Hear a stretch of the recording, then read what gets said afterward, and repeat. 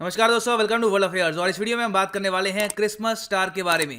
Recently आपने ऐसे articles देखे होंगे कि रेयर क्रिसमस स्टार दिखने वाला है। 800 साल में पहली बार इस टाइप का स्टार दिखेगा स्काई में। ये एक और यहाँ पे एक आर्टिकल है, rare Christmas star to be visible from Earth for the first time in 800 years. तो जानेंगे कि स्टार बेसिकली है क्या ये बहुत ही स्पेशल ओकेजन है, सब कुछ डिस्कस करेंगे in depth. So a lot to know, a lot to discuss as always. But before we begin, एक क्वेश्चन मैं आपसे पूछूंगा। आपको यहाँ पे बताना है कि धरती का ट्विन प्लैनेट किस ग्रह को कहा जाता है। यहाँ पे आपके सामने ऑप्शंस हैं, मरकरी, वीनस, मार्स, जुपिटर। नीचे कमेंट सेक्शन में इसका आंसर करो। सही आंसर आपको मिलेगा हमेशा की तरह वीडियो के एंड में। और सो फर्स्ट ऑफ ऑल यहाँ पे आप देख पाएंगे ये है सोलर सिस्टम और बीच में आपको दिख रहा होगा सन। नाउ सन अपने आप में एक स्टार है और थोड़ा ज़्यादा हो गया तो सन अपने आप में एक स्टार है और अर्थ के सबसे करीबी एक स्टार है। और आप अगर आसमान में देखोगे तो वैसे आप अगर नोटिस करें तो मिल्की वे में और बिलियंस ऑफ स्टार्स हैं, इसको आप देख पाओगे यहाँ पर। It looks absolutely beautiful. So आज के समय जो हम बात कर रहे हैं एक क्रिसमस स्टार की, तो क्या ये एक star near the solar system है या फिर मिल्की वे? नहीं, पहली बात तो देखो, अगर सोलर सिस्टम में एक स्टार होता तो इमीडिएटली पूरा जो सोलर सिस्टम है ये डिस्टर्ब हो जाता। यहाँ पे अगर मैं आपको दिखाऊं एक huge star by the way अगर हम प्लेस करते हैं इन सोलर सिस्टम तो immediately of course sun, planets, everything will be destroyed. Thankfully ऐसा कुछ हो नहीं रहा, कोई नया स्टार ऐसा नहीं है कि अपीयर हो रहा है। यहाँ पे जो हम बात कर रहे हैं क्रिसमस स्टार की, वो एक्चुअली एक स्टार है भी नहीं।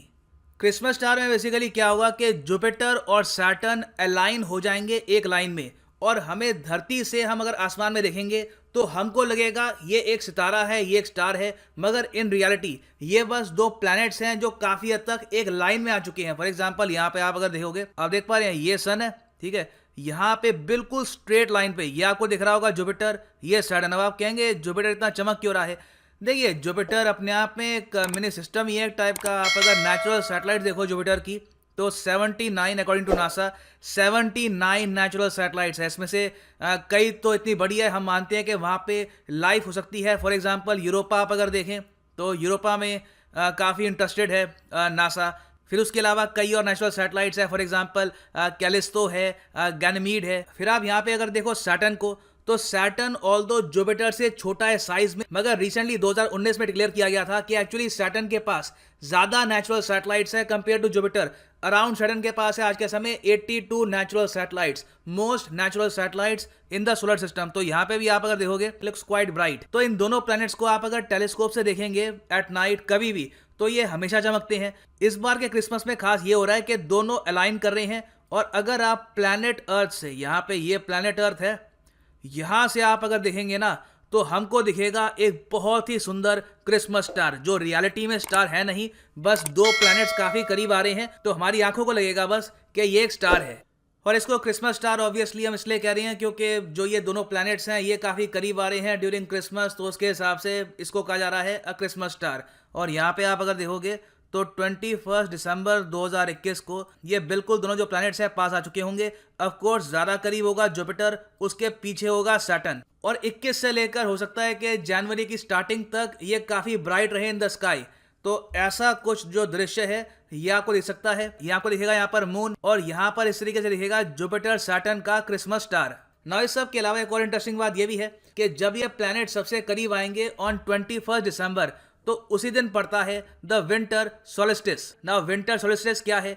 ये नॉर्दर्न हेमिस्फीयर में ना, देखो अर्थ क्या आपको पता होगा दो हेमिस्फीयर है, ऐसे यहाँ पे हम बांट के चलें, ये है नॉर्दर्न हेमिस्फीयर, ये नीचे सदर्न हेमिस्फीयर। तो विंटर सोलिस्टिस में क्या होता है कि सबसे लंबी रात होती है नॉर्दर्न हेमिस्फीयर में। तो ये बस एक कोइंसिडेंस है, ये बस एक इत्तेफाक है कि जब विंटर सोलिस्टिस स्टार्ट हो रहा है उसी वक्त जो ये दोनों प्लैनेट्स हैं ये पास आएंगे। तो यहाँ पे आप अगर देखोगे विंटर सोलिस्टिस में क्या होगा कि जो नॉर्थ पोल है ना ये सबसे दूर हो जाएगा फ्रॉम द सन।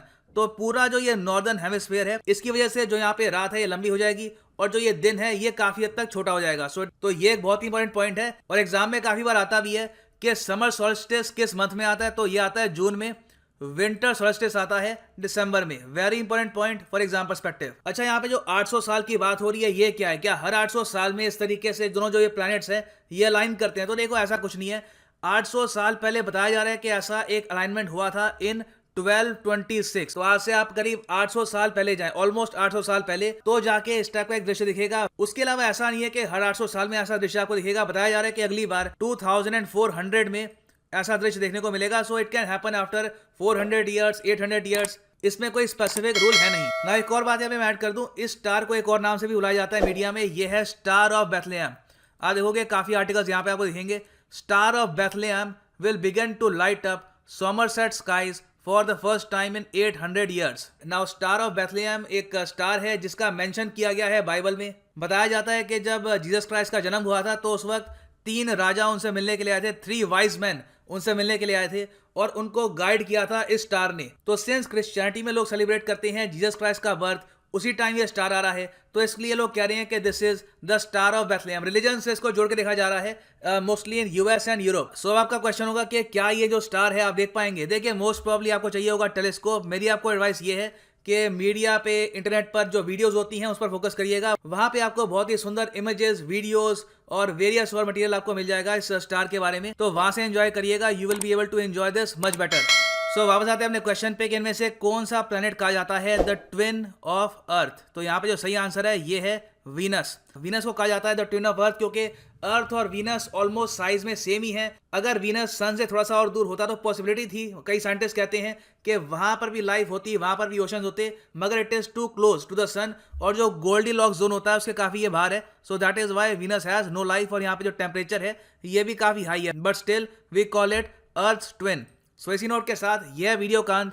उम्मीद करता हूं काफी कुछ आपको जानने को मिला होगा। Thank you for listening and as always God bless you all.